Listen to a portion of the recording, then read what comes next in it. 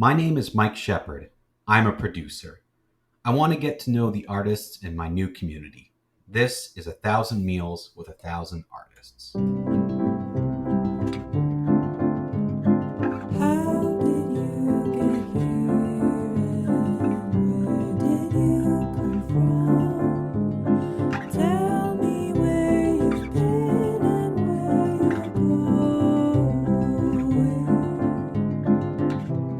Hi, I'm Ben Bergeron, and I'm a filmmaker in Ottawa, Ontario.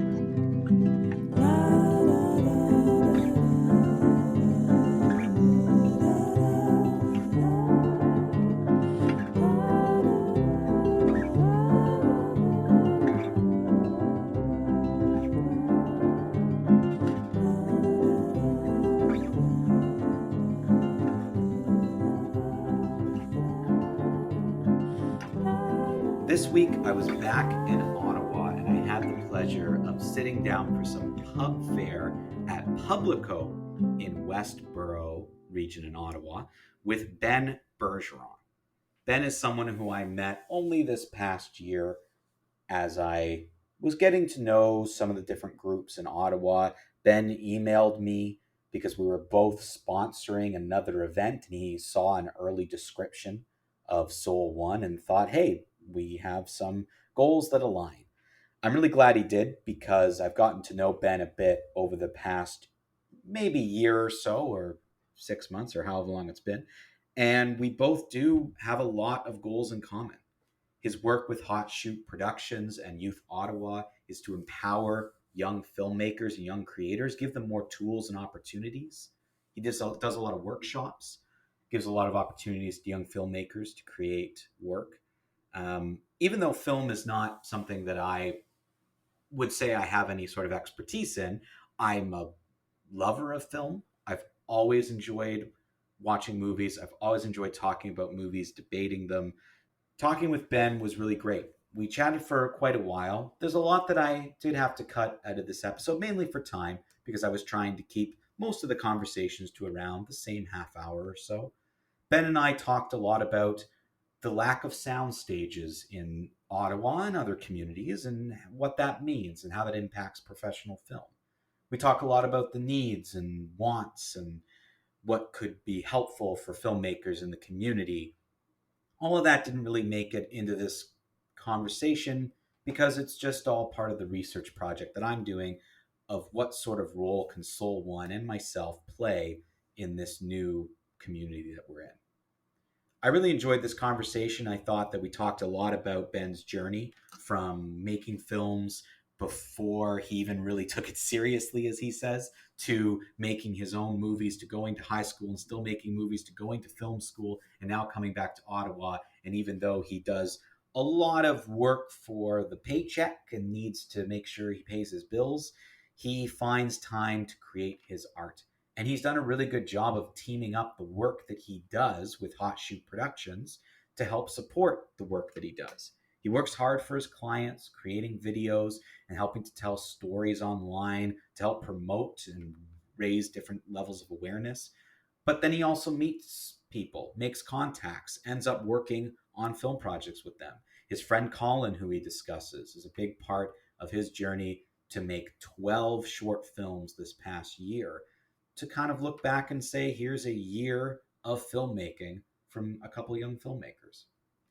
So I was really glad we were able to sit down at this pub. We shared some pub fare as the weather's starting to turn a little bit cooler in Ottawa, but it was great to get out to talk to Ben, and I hope you do enjoy our conversation and that you'll learn a little bit more about what Ben's doing through Hot Shoot Productions. You can go on their website for more information about what they do and what services that they can offer. But also stay tuned as Ben is planning to do some screenings of the 12 short films that he did this past year, as well as some other projects that you'll see him work together with me and with Soul One over the next year. I've been making movies since, since I was old enough to hold a camera. But I first started to take it really seriously when I was about 14, and I made a series of Spider-Man fan films. Wait, hold on. Yes. At 14, you made a series of Spider-Man fan films? Yeah. So you gotta explain as I much made as you 7 can. altogether. Okay. So the shortest one is about 8 minutes. The longest one is half an hour, which Really? is probably about 25 minutes longer than it should have been. Half an hour. Yes. Can you just give me an idea what the plot was? Like what Yeah, happened? so I adapted a lot of my favorite storylines from the comics, right? So I started out doing the origin story. Then I wanted to actually start with the Chameleon, who's a classic Spider-Man villain he wears different masks and disguises, and he impersonates different characters. And then what I did next was Kraven the Hunter, who's traditionally his brother. Yes. And then from there, I went for more like thug villains. So I did the Shocker, I did Sandman. I brought the Chameleon back for one because I'd kind of set up in the one with Kraven the Hunter that he would come back for revenge later. So How did you brought him back. do Sandman? And the last one I did Venom. How did you do? Okay. Yeah.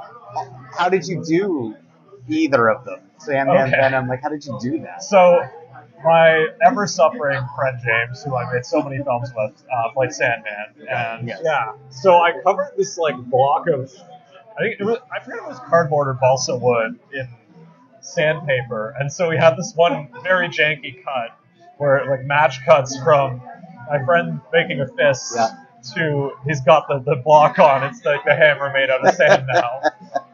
We also, I love it. We did it in the winter unintentionally because it started snowing. Right. And so we had to dig through all the snow to get this pile of sand. And there's, he would throw sand at me while I was on the other side of the camera. And stuff like that. That's creative. That's creative. I mean, this is you saying, because you said, the words you used were, you started doing it seriously at 14, yes. right? And did these fanfics. But what was not serious before 14? You were just fooling around? Or? I think before that, I wasn't trying to make anything that would retain an audience. I wasn't trying to edit things. I wasn't really thinking about creative decisions. I was more just pointing the camera at things. Cool. That first Spider-Man fan film, was the first time I thought about, these are the shots I want. And I was trying to take it seriously. It's very unintentionally funny for a lot of reasons.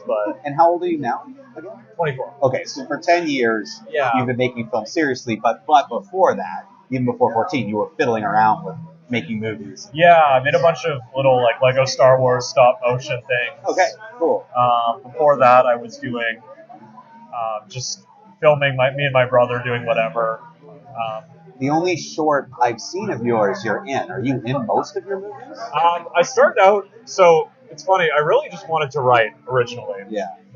And then I very quickly realized that if I was going to get anything made, no one was going to make it for me, so I had to do everything myself. So I started doing my own acting, directing, shooting, all that. But I haven't... the film you've seen that I did recently, that was the first time I had acted in a very long time. So generally I like to write and edit, but I don't really like to act.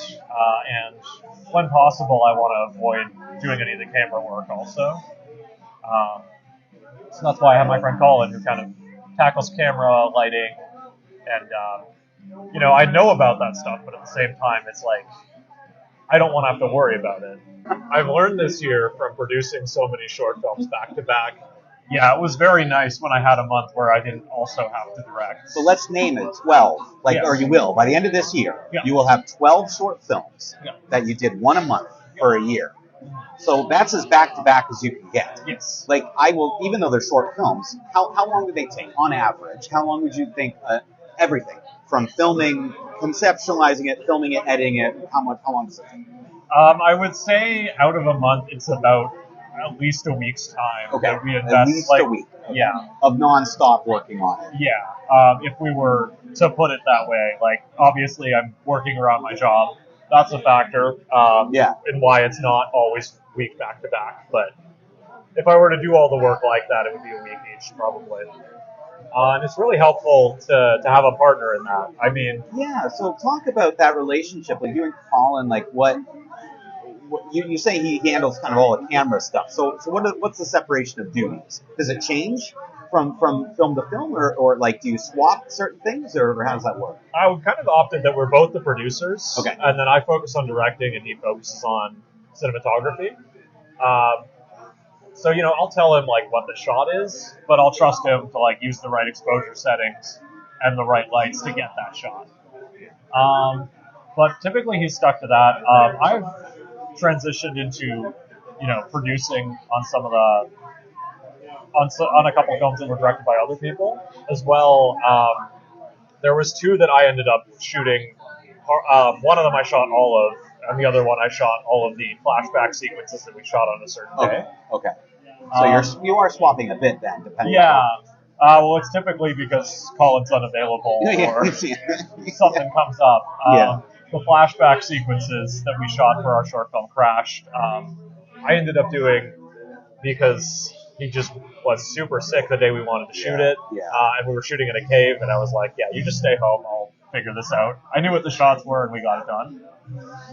And then the other one we actually shot in Thunder Bay, and he couldn't come with me because he had to stay home and run our production company. So he actually edited that one. You shot one of your short films in Thunder Bay? Yeah. Like on purpose? Yeah. Or like were you there anyway? On purpose. You went there to shoot talk about location. Yeah. So I went to college there. Okay.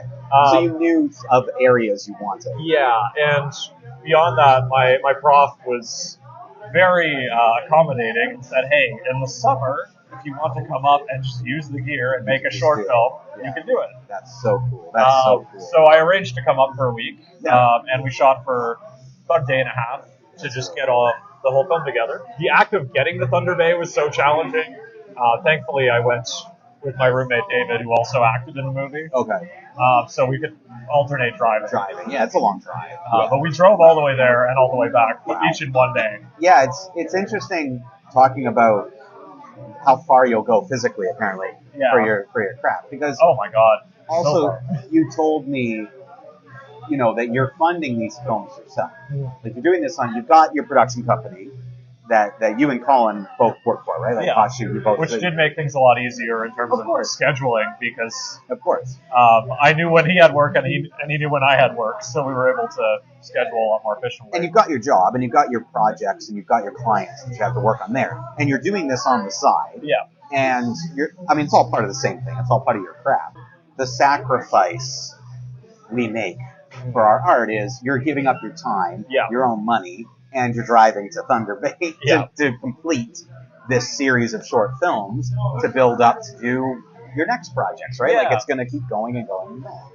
So the big thing was we went to the Digi60 Filmmakers Festival last year, Colin and I, and we had only known each other for a few months at that point. Which is this film festival? The Digi60 Festival. Okay, so, tell me a little bit about that. Yeah, sure. It's a 60-day challenge, so you have 60 days to turn around a short film. And then all the winners, or all the people who complete the challenge get screened together, and there's some prizes and connections that come out of it. And it's kind of the most known, like anyone can sign up kind of film festival. And where is that? Right here in Ottawa. It's in Ottawa. Yeah, that'll be in December screening. Annually. Yeah. And this is a little different than the one that you told me about that once a month at the end of the month. So Kino is once a month. Kino. Okay. Kino's a lot more like casual, just kind of, it's more of just a screening. Yeah. And it's very, open and anyone can come. Digi60 is like you pay a fee to join the challenge, and there's prizes, and it's only once a year, and you have twice as long to make your films. Yeah. Yeah. Very cool. And they're a bit stricter on theme and things like that. Okay, so you have some guidelines that you have to follow in order to qualify for it. Yeah. Okay. But basically what Vince, who runs Kino, kind of told me is that the theme for him is more so to like push those people who are like, maybe I'll do something, to like at least give them something to start with, and then they can push forward. So he always says, follow the theme or don't. Or don't. Yeah. Yeah, that's good. That's very loose. But it's funny, I was actually involved in starting Kino up a few years back. Oh, really? Yeah, so I was, just graduated film school, came back to Ottawa. I wasn't really sure what the film scene was like here at all. Because, despite all the films I've been making in high school, I'd never done anything with them other than put them on YouTube. Sure. Yeah. Yeah. So I started kind of exploring the options there, and Yeah, I met these two ladies who were starting up Kino, which is basically a global thing that you can kind of, it's a format of festival you can have, and it happens all over the world. I don't know if everyone does it monthly or not, but they were getting that started, and they were like, hey, we can do some volunteers for our committee. So I was actually the first volunteer to sign up. I was the technician of all the AV equipment for the first year or so until COVID. And so it was kind of nice when it came back, and I hadn't been, Vincent had it going for about a year since he revived it. And then I got involved again by making films as opposed to volunteering, and that was good to get involved again. Yeah. I mean, it's nice to do a little bit of both, right? Yeah. Do a bit of tech stuff here and there, volunteer, get to know people, but then, And then, of course, in that time in between, I kind of got my company going and didn't really have the capacity to be on a committee. So. And tell me a little bit about the Hot Shoot. Yeah. Specifically, talk a little bit about what you do there, where the name came from, where its involvement in the community. Sure thing. So yeah, I'm the creative director of Hot Shoe, which is a position I've held since 2020. So basically, Youth Ottawa and the Social Planning Council of Ottawa, which are two larger nonprofits, have kind of in 2015 banded together to create a video training program for youth called Youth Active Media. And I was one of the youth in that program, so that was kind of the first time I'd ever made a film with other people helping me, who were just my friends who were dragged along for whatever. So yeah, I got to spend a week-long summer camp where I made a film, and then I actually got recruited into what was then called the advanced group, where we got paid to make video products for a few different charities. Right, okay. So that was my mentor, Pixie, who kind of developed what was the prototype of Hot Shoe. At the time, it was those charities got the videos for free. It was on a grant to pay these youth to do it. They were charities that probably wouldn't have ordinarily been able to afford a video. And so that was kind of what the opportunity there had been. Anyway, so after I did that, I ended up going to film school. And I came back and I emailed what had at that point been rebranded as Hot Shoe Productions. And basically, what I ended up kind of getting pulled into was that, we've got this idea for a program. We ran out of funding after 3 years. We don't know what to do with it to make money now. We don't know how to train people to work professionally. And I said, well, I'm 20 years old. I've come right out of film school. I think I can figure this out. Do you want to hire me? And luckily enough, they took me up on that. And of course, that had the double-edged sword of within about 6 weeks of me getting the position, we went into a global pandemic and everything shut down. Yes, as it does. Yes. I'm sure a lot of people have similar stories, yes. Right? I started trying to figure things out. I spent about 2 years doing live streaming, lots and lots of live streaming for various clients. Yeah. Youth Ottawa brought me on around the same time to develop their Youth Active Media program. Yeah. It was very interesting having been in the program back when it was just the summer camp run in libraries, and now being like, oh, you have to go into a public school and present to this classroom of 30 kids and figure it out. Yeah. And we've done all right with it, and I've really enjoyed kind of finding that additional aspect of myself that I always kind of knew was there, but never had fully thought of as a career path, which was that I love working with young people and training them and giving them the opportunity to kind of do something they're passionate about. You do a lot of workshops as well, right? Yeah, so we run workshops, and we have a partnership with the school board where we come in and work with classes to develop video projects. It's been really successful in the alternate schools. So Frederick Banting, we're running one there right now. Richard Faffitt's done really well, and we're lining one up as well for Elizabeth Winwood January. So very cool. The alternate schools, it's a really great platform for it because they can kind of commit to, this is a film credit that these kids are doing. Yeah. And they get these community partners who are going to help them. You just get to make a film, and that's your credit. As a filmmaker, how important is it when you're starting out to be able to do all those other things? Because when you get to a certain level, you're often not editing or being your own cinematographer. How important is that? Is that crucial? Can you do it? Can you become a film director if you have an eye for it, or a writer, and you write your films and you want to direct them without understanding fully those other areas? I don't think so. Okay. I think you need to learn every aspect of production Okay. from end to end. Good to know. So, I always had to do everything myself. Then I went to college where I kind of learned the right way to do things. And then, I ran my own company and learned how to make things work when you don't have that kind of financial backing behind you that you would get on, a bigger set, which Yes. is kind of what we were taught in college, was how to become a crew member on a bigger set. Right. Yeah. So you found that useful still. Yeah, for sure. Yeah. And beyond all that, I got to direct 3 of my own short films, because the way we learned how to be crew members was by everyone has to make a short film every semester. I found theater school not very helpful. Now, I am not academically strong. I've never been academically strong. Never. I had a professor in university. He was the head of the drama department. Returned a paper to me, like a big, big essay. And he said in front of the whole class, Mike, you might produce on Broadway one day, but you're never going to write the great American novel. And then he handed back my paper and it was back. Because I just don't think that way. Right. I'm not that long form editing, writing, that type of person. So I found school as a way to make contacts and to experiment. Definitely agree with that. And they did teach me some skills. Like, I won't say it was completely useless, but if I hadn't been running my own theater company at the same time as going to theater school, I don't think I would have gotten the same thing out of it. I think having that practical thing was really important to me and was helpful to my own education. Yeah.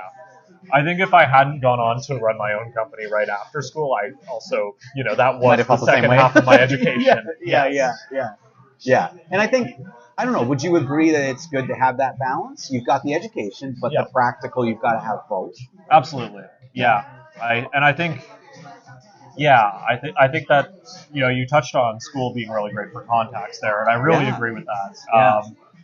I know Colin entirely because of the college I went to. Right. So he went to Canadore College in North Bay. Okay. And I went to Confederation College in Thunder Bay.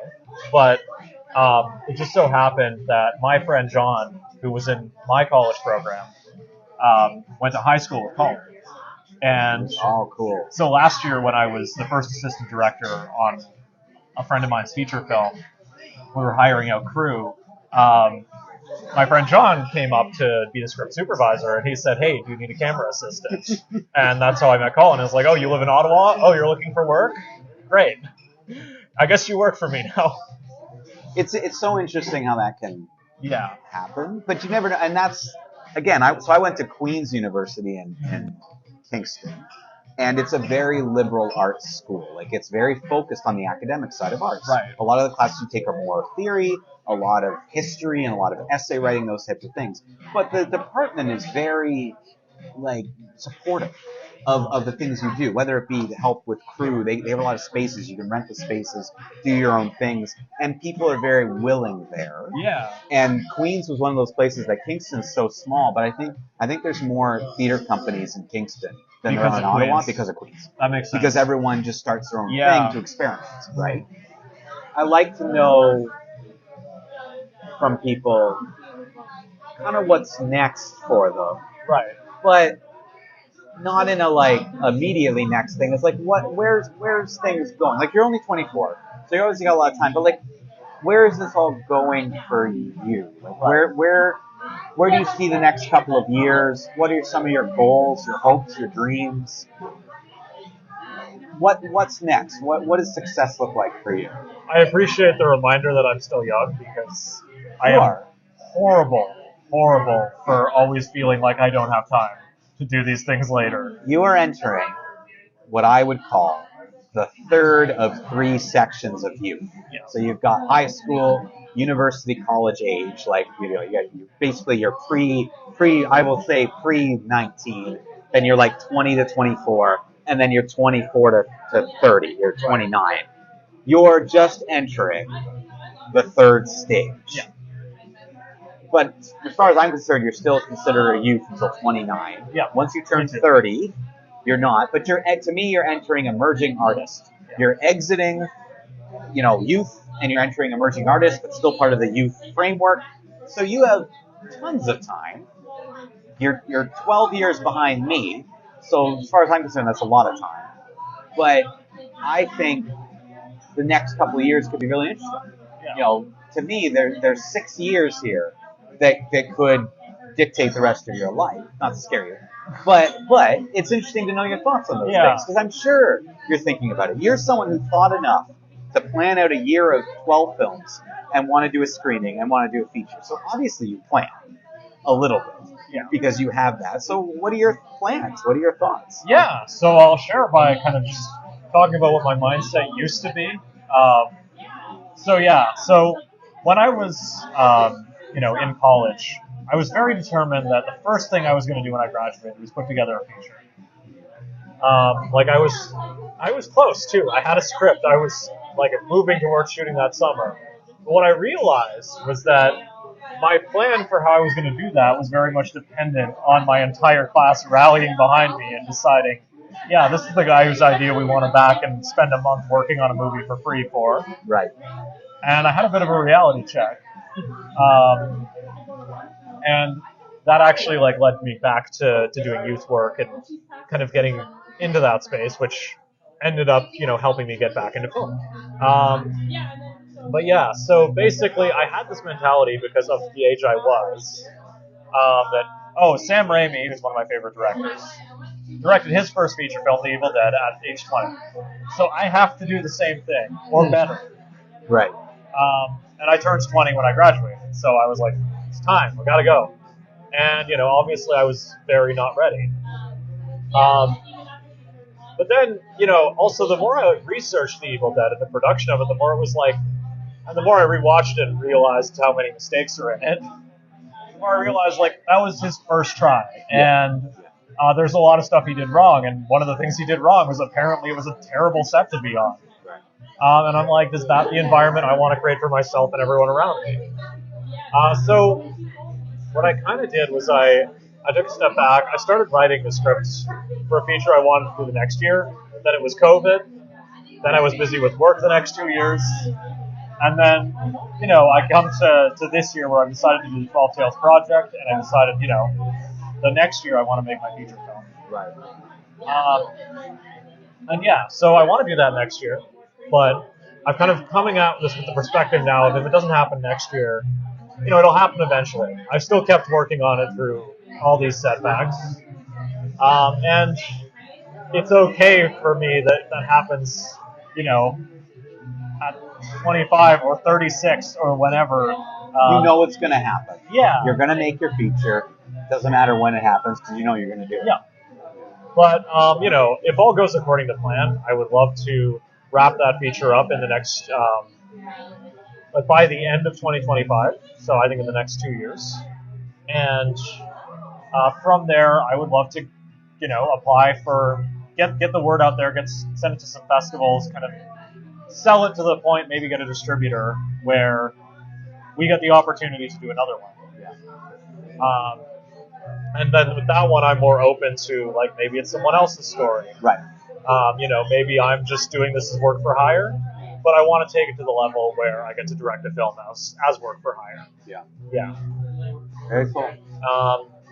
And I guess the other plan I have is I want to actually get back to my original vision of what I wanted to do, and I'm going to sit down and write a book. Very cool. I have a fantasy fiction idea I've been sitting on for a long time that I would love to make as a movie, but if the money never comes for that, why not write the book? And you could always adapt it later. Yeah, exactly. And I would love to do that. And beyond all that, I think it would be really good after doing this feature film that is going to be very hard and is going to involve pulling a lot of favors from other people and involve working with a lot of other people and spending a lot of money. It'd be really nice to go into a project where it's just me typing at my desk. Yeah, I mean, if it makes me feel any better, the first 5 years of running a theater company is pulling favors from people. So it's an understandable thing. But I think that's really cool. That's really cool to, you finish your short films, make a feature, then maybe take a step back, write your book, see where things go. You don't know what opportunities will come your way. You sound like you're an open person to seeing where things go. But yeah, I think that's really great goals. Yeah, that's I think the next few years I've got in mind, but we'll see exactly what takes shape. Yeah. Yeah. Very cool. I am open to that going a variety of ways. 1,000 Meals with 1,000 Artists is a project of Soul One Arts Inc., produced and edited by me, Mike Shepard. Original music by Savannah Shea.